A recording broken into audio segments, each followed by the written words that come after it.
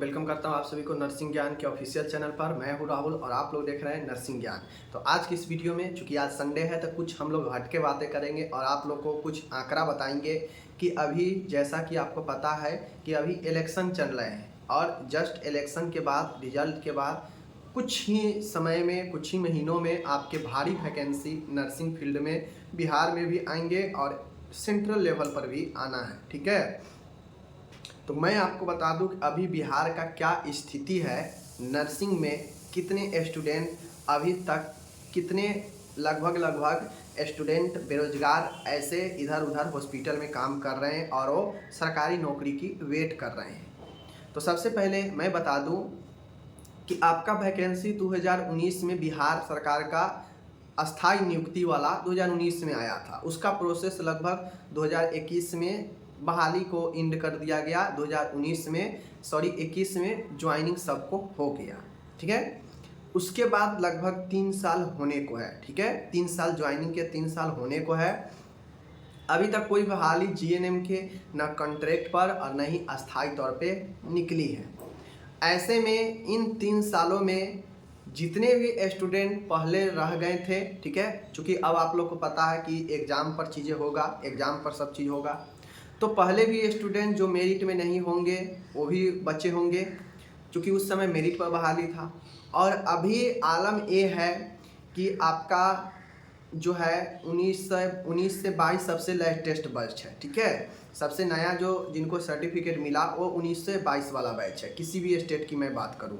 लेकिन 20 से 23 वाले का तो कोई संभावना है नहीं। खुद बिहार के स्टूडेंट जो 20 से 23 वाले हैं उनके भी कोई संभावना नहीं है कि ये लेटेस्ट वैकेंसी जो आने वाली है ये उनको पकड़ा जाएगा, क्योंकि अभी तक एग्ज़ाम भी थर्ड ईयर का नहीं हुआ है। तो कहाँ से पकड़ाने की संभावना है? नहीं पकड़ा पाएगा।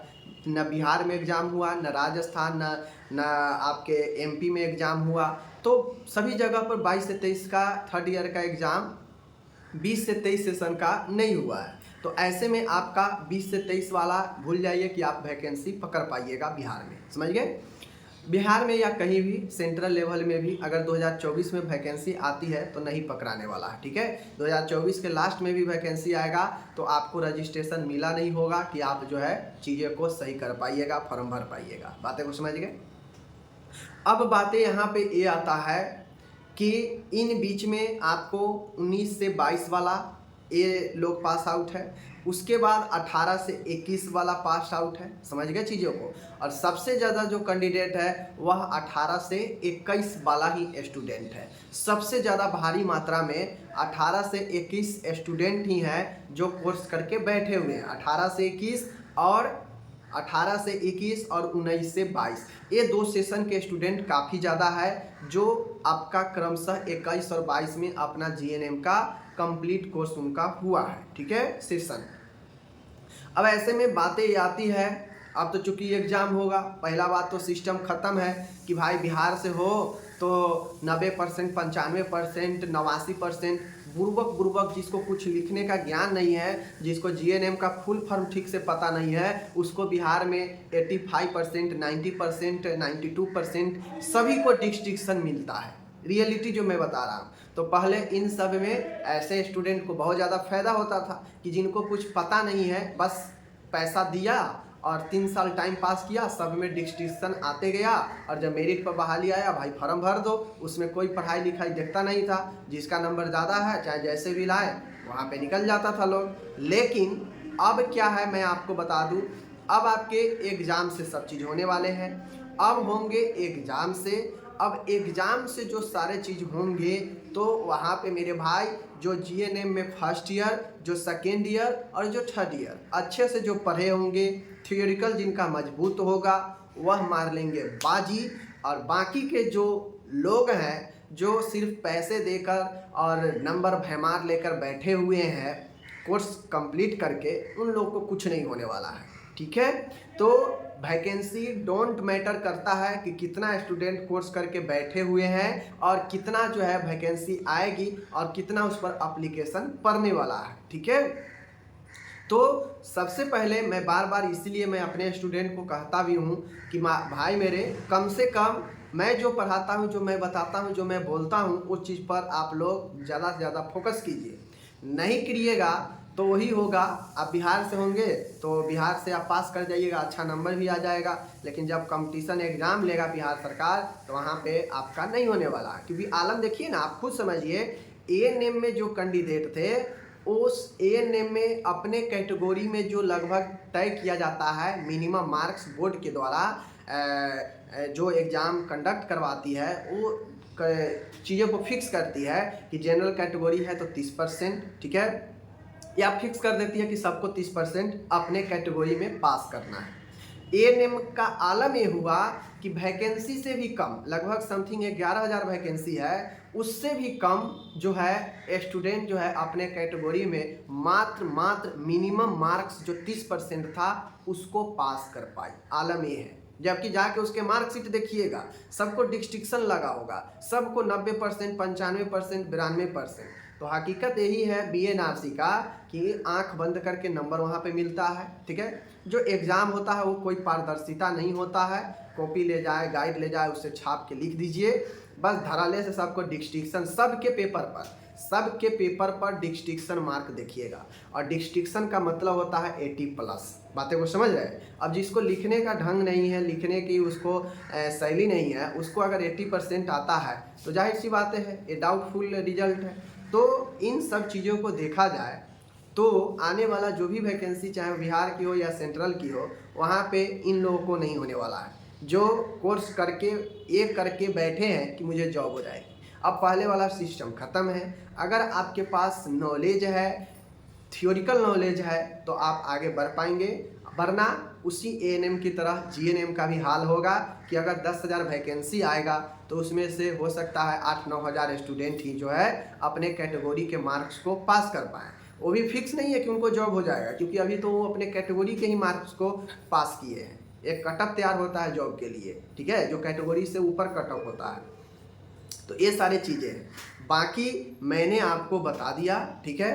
अब आपका काम है कि आप पढ़ते हैं नहीं पढ़ते हैं, क्योंकि सबसे जो वैकेंसी आने वाली है, मैं ये बता इसलिए रहा हूँ, मैं कोई आपको नीचे दिखाने का प्रयास नहीं कर रहा हूँ, मैं इसलिए बता रहा हूँ ताकि अभी भी समय है, आप अपने 3 साल जो GNM first, GNM second, GNM third year, इनमें जो चीज़ें हैं वह आप अभी से पढ़ना शुरू कर दीजिए, ठीक है। क्योंकि अब आपके जीएनएम के साथ बीएससी नर्सिंग भी रहने वाला है। हो सकता है आगे आने वाले वैकेंसी में जीएनएम के साथ बीएससी नर्सिंग दे, क्योंकि रेलवे वगैरह में तो आपके बीएससी नर्सिंग को लेता ही है, जीएनएम को, दोनों को फर्म एलिजिबल करता है। लेकिन बिहार में पहले ऐसा नहीं था, सिर्फ जीएनएम को ले रहा था स्टाफ नर्स में। तो हो सकता है आपकी बार मेरिट रिटर्न करे तो बीएससी नर्सिंग को भी इंक्लूड करे, क्योंकि आपको पता है कि संशोधन किया गया है नियमावली में, तो बीएससी नर्सिंग वाला भी आ जाए। तो ऐसे में टफ कंपटीशन हो जाएगा, ठीक है। और बिहार में बीएससी नर्सिंग और जीएनएम दोनों का यही स्थिति है। ऐसा नहीं है कि बीएससी नर्सिंग के स्टूडेंट है तो काफ़ी ज़्यादा पावरफुल होगा। मैं गारंटी के साथ कहता हूँ, अच्छा से अच्छा स्टूडेंट बीएससी नर्सिंग का मेरे पास आ जाए, ठीक है, मैं उसको एक सवाल दूंगा, फंस के रह जाएगा। बिहार की मैं बात कर रहा हूँ, अदर स्टेट की बात नहीं कर रहा हूँ, क्योंकि अदर स्टेट में बहुत अच्छे अच्छे स्टूडेंट होते हैं, पढ़ते हैं। नो डाउट बिहार में भी अच्छे स्टूडेंट होते हैं, लेकिन उसकी संख्या कम है, बहुत कम है पढ़ने वाला, लेकिन डिग्री लेने वाला बहुत ज़्यादा है। ये आपको दिख जाएगा जब वैकेंसी आता है ना, तो दिख जाएगा कि कितना बहाली है और कितना स्टूडेंट जो है पास किया है, वो दिख जाता है। वो कहने की ज़रूरत नहीं, वो सबूत जो है आप जाके देख लीजिए, एएनएम वालों का सबूत एकदम है। बहाली 11,000, पास 8-9 हज़ार, वो भी अपने कैटेगरी के 30% जो मार्क्स पास करना होता है वो पास की है, ठीक है, कटअप नहीं।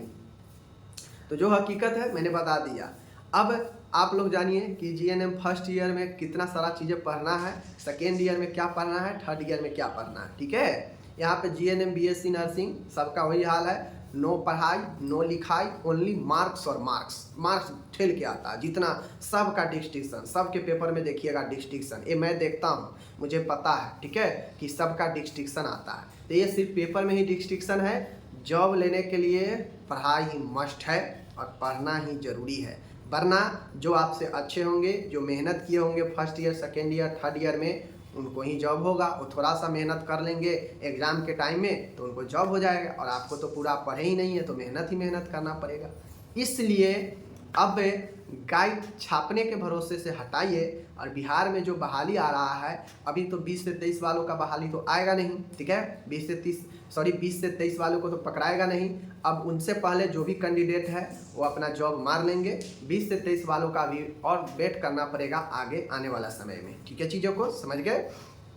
ये वीडियो बनाने का मकसद ही ये था ताकि आप लोग मोटिवेट हो और जाने की हकीकत क्या है, और अगर नहीं पढ़े हैं तो पढ़ाई शुरू कीजिए, ठीक है। तो इन सारे चीज़ें हैं, बाकी मैंने आपको बता दिया। हाल ये है कि इंग्लिश में उनका चीज़ें, दवाई का नाम लिखने नहीं आता है, जो GNM BSc नर्सिंग करके बिहार से निकल रही है, हकीकत ये है, इसलिए मैंने आपको बता दिया, ठीक है ना। तो मैटर ये नहीं रखता है कि आप कोर्स कर लिए हैं तो जॉब हो जाएगा। अभी जितने भी देखिएगा लोकल शहर समेत सभी में भरे पड़े हैं GNM प्राइवेट जॉब कर रहे हैं, वो सारे लोग क्या करेंगे, फॉर्म डालेंगे और यही हकीकत है। लोग कोर्स करते हैं, ठीक है, पढ़ाई करते नहीं हैं, हॉस्पिटल पकड़ लेते हैं, ठीक है, और हॉस्पिटल पकड़ने के बाद उनका पढ़ाई गुल हो जाता है। एग्ज़ाम दे दिए, पास कर गए, एग्ज़ाम दे दिए, गाइड पढ़ के पास हो गए, और उनको आ गया डिस्टिंक्शन मार्क। वो कहे आहा बहुत अच्छा डिस्टिंक्शन मार्क हमको बहुत बढ़िया आ गया, अब मैं तो एकदम फाड़ चीर के रख दूंगा कंपटीशन में। लेकिन पहले वो बातें था कि पढ़िए नहीं पढ़िए, अच्छा मार्क्स है तो जॉब हो जाता था। हुआ भी बहुत सारे लोगों का 2019 में, सब लोग बेड़ा पार कर गए इसी मेरिट लिस्ट के कारण ही। जिनको कुछ आता जाता नहीं था वो भी लोग हो गए, अब जीवन बन गया, ठीक है। खैर कोई नहीं, जिनका जीवन बन गया अच्छा है। लेकिन अब सरकार मुंड में नहीं है कि ऐसे लोगों को लिया जाए जो बिल्कुल पढ़े नहीं है, मार्क्स भर भर के रखे हैं किसी न किसी रास्ते से, और उनको जॉब होता था, वो चीज़ें अब नहीं है। अब एग्ज़ाम होगा, एग्ज़ाम में होगा तो आपका मेरिट ही आपको जॉब दिला सकता है, क्योंकि CBT कंप्यूटर बेस्ड एग्ज़ाम होता है। जितना आप चीज़ें थ्योरिकल पढ़े होंगे, मजबूत होगा, तभी जॉब होगा। कोई बहाना नहीं चलेगा कि हम हाउसवाइफ है, हम जॉब कर रहे हैं, हम ये कर रहे हैं, हम वो कर रहे हैं, ठीक है, कोई बहाना नहीं चलता है वहाँ पे।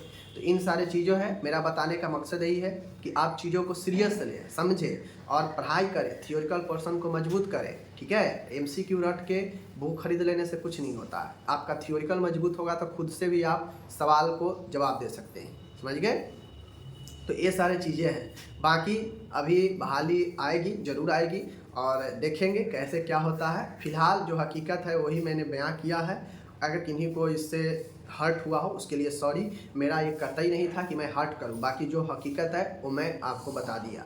अभी बहुत सारे लोग जो है कोर्स करके बैठे हुए हैं, ठीक है। अब देखिए मेन बात होता क्या है कि हॉस्पिटल में तो काम चाहिए, काम आना चाहिए। अब कोर्स कर लिए, किसी भी तरीक़ा से बढ़िया से पास भी हो गए। अब 2 से 3 महीना 4 महीना किसी हॉस्पिटल में रहकर अगर वो कम पैसे पर भी अगर ट्रेनिंग शुरू कर देती है, ठीक है, बिना पैसे के भी अगर किसी हॉस्पिटल में जाके 2-3 महीना काम करने लगती है तो उसका सारा काम आ जाता है, ठीक है। अब सारा काम आ गया तो सोचिए कि हम कोर्स करिए लिए, सारा काम आ ही गया करना, अब मुझे क्या ज़रूरी है। लेकिन हकीकत ये है कि पढ़ाई नहीं रहने के कारण वो आगे अच्छे जगह पर नहीं जा सकता है, ठीक है, और न जा सकती है, अच्छे जगह पर जा ही नहीं सकती है। अगर एग्ज़ाम हुआ तो उसमें पास हो ही नहीं सकती है, और वह सिर्फ काम करके ही जो है रह जाती है। तो पढ़ाई सबसे मस्ट होता है। अगर आप कोर्स करते हैं तो पढ़ाई पर ध्यान दीजिए। बिहार झारखंड यही हाल है, बिहार झारखंड का यही हाल है। पढ़ाई इसीलिए दूसरे स्टेट के लड़का जॉब ले जाता है। मैं बता रहा हूँ हकीकत। नर्सिंग का बहाली आएगा ना, देखिएगा उसमें भी ज़्यादातर जो स्टूडेंट होंगे सीट के अनुसार से यूपी राजस्थान वाले ले जाएंगे, क्योंकि वो लोग का जो सिचुएशन है कॉलेज का वह पढ़ाई पर बेस है। बिहार का जो कॉलेज का नर्सिंग का सिचुएशन है वो पैसे पर बेस है। पैसा दीजिए, एडमिशन लीजिए, बस आपका भयमार नंबर भी आ जाएगा, कोई दिक्कत नहीं होगा। बिहार में पैसे का खेल होता है नर्सिंग कॉलेज का, नहीं तो 6-6, 7-7 लाख, 8-8 लाख GNM में कहाँ लगता है फी, समझ सकते हैं। तो नंबर देना उनका मजबूरी बन जाता है क्योंकि पैसा लिए है, ठीक है ना, ये चीज़ होता है। बाकी चलिए मैंने आपको जो था मैंने बता दिया। काम तो 2-3 महीना में सीख लेंगे, लेकिन जो 3 साल की पढ़ाई है वो आप कभी नहीं पूरा कर सकते हैं। तो अगर आप फर्स्ट ईयर में हैं शुरू कर दीजिए, सेकेंड ईयर में है शुरू कर दीजिए, थर्ड ईयर में है शुरू कर दीजिए, और जो पास आउट है वो भी अपना शुरू कर दीजिए थियोरिकल चीज़ें को पढ़ना, ठीक है। चलिए विदा लेते हैं, धन्यवाद।